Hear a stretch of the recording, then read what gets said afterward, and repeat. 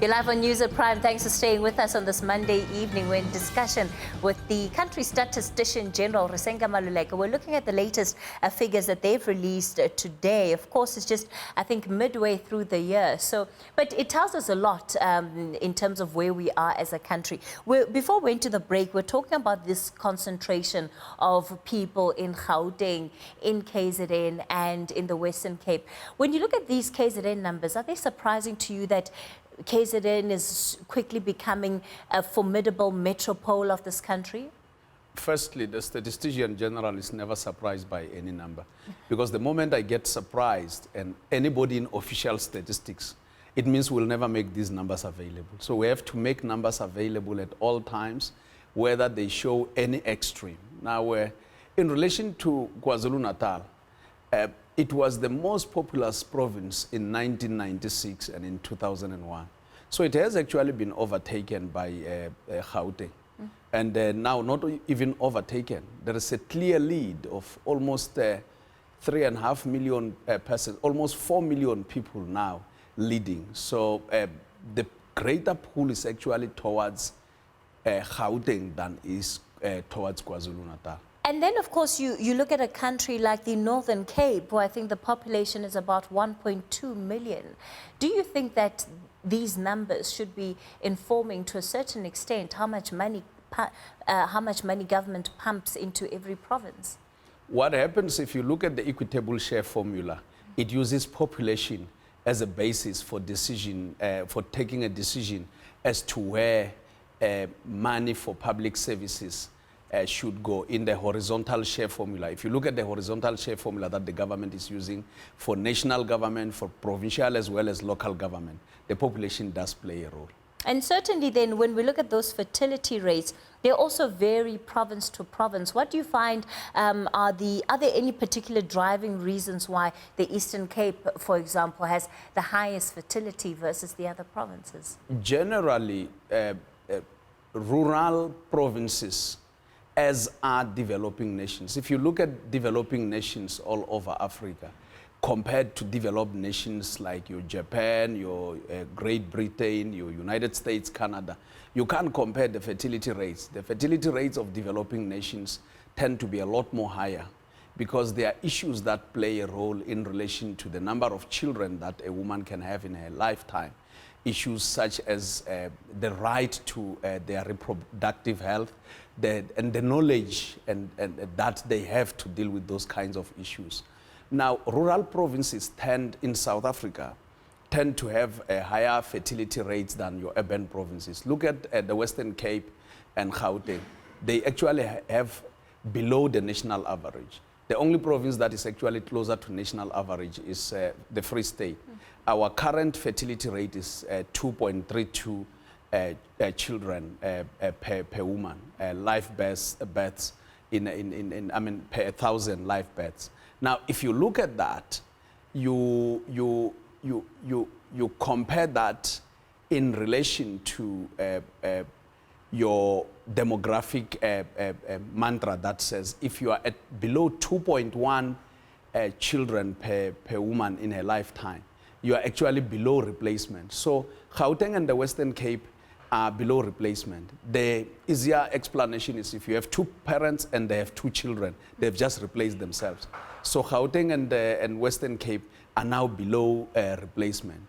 So only the Eastern Cape, your rural provinces, your KwaZulu-Natal, your Limpopo, your Mpumalanga are actually higher than your national average. And I think another concerning thing that comes in then when it comes to those rural areas is on the fact of education.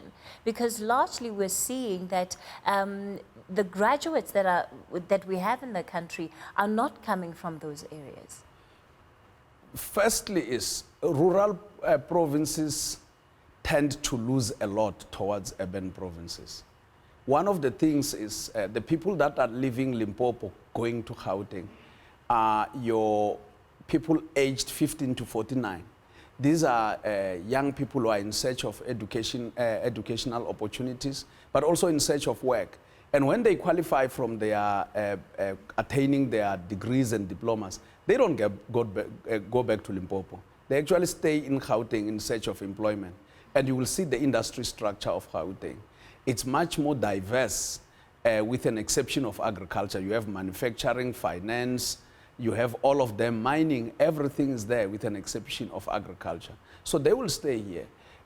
It's different from the Eastern Cape. The Eastern Cape is actually having losses towards the Western Cape. Initially, it used to be parents moving there. Now we see parents moving with their children to the Western Cape, as opposed to Limpopo, where you see generally is your productive age persons. So when you look at these numbers, and especially then with your graduates who would then expected to be entered into some form of employment, learn even more skills, does it mean that rural areas in this country are going to be perpetually confined to a skills shortage or skills deficit? And what is the impact of that in terms of development for those areas? The impact is not for me to talk about, it's for policymakers. Policymakers must always digest these statistics and say, what does it mean? But generally, the poor always follow the rich. All over the world, people are moving out of Eastern Europe into Western Europe. People are moving out of the African continent into Europe. They are moving out into the Americas. They are not going there to say they want underdeveloped circumstances. They are looking for circumstances that are already developed. Even urbanization is driven by the search for services that are already there.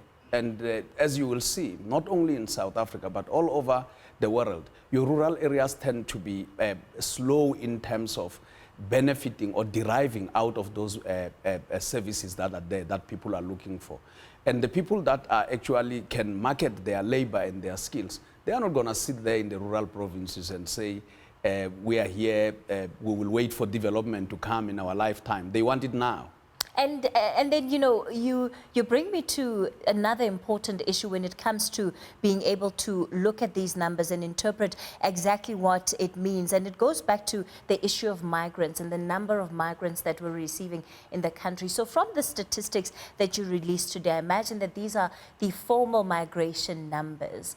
Is there any way that you can track or even have an idea of what the informal numbers might look like that accounts for the people who are in the country, perhaps not legally? Firstly, population media estimates are not a survey, so we don't go there and survey and ask people, are there people, where were you in the last 5 years? We do kind of modeling that is informed by fertility as to the number of children that a woman will have in a lifetime. And then it's driven by mortality, the deaths that are occurring, and the net migration, which is based on the information that we have collected coming out of the census as of 2011, as well as the large-scale sample survey that we conducted in the form of the community survey in 2016. If you will remember, in 2011, we visited about in the excess of 14 million households. In the community household survey, the one for 2007, we visited 284,000 households. In the 2016 one, we visited 1.5 million households. Now, when you look at that, we are able to track, and when you go to the households in the census or large-scale community survey, you ask people where they were in the last 5 years. You don't ask them their legality status in South Africa. So when they give you that information, it helps you to track the media estimates. So it's not a question of saying we are accounting only for the formal migrants, because we have accounted for them in the census as well as in the large-scale sample survey. Yeah. So we include everyone. And the other thing that it brings us to the responsibilities that the Statistician-general have, and any official statistics in the world, we have to account for everyone who is in the country, legally or illegally. We are not promoting illegality. So where does that then place this, the notion that government doesn't have a clear idea of how many migrants we actually have in South Africa, because so many of them are also said to go undocumented? There's a difference between, and it's not for South Africa alone.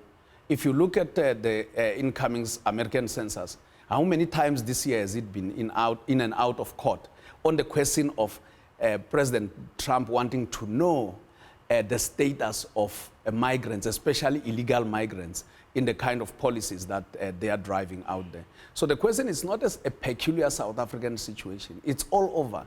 Internally, especially displaced people that go across the boundaries of their own nation tend not to be properly documented all over the world. Now, in this regard, one thing we can tell you is that when we give a media estimate, it also accounts for those that are legal and illegal.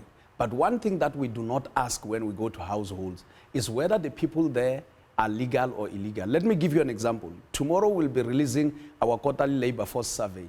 We also account for migrants, international migrants. By the way, 50% of all international migrants choose Gauteng as their destination when they come to South Africa. Sure. I'm going to have to leave it there. Really great insights from the Statistician-general Risenga Maluleke, making sense of those numbers and I think really painting a good picture of what they mean for the state of South Africa today. So where do we stand in terms of the provinces and how do we interpret everything that's happening around us? And of course, they have the big task of tallying those numbers, and tomorrow the quarterly labor survey numbers are out.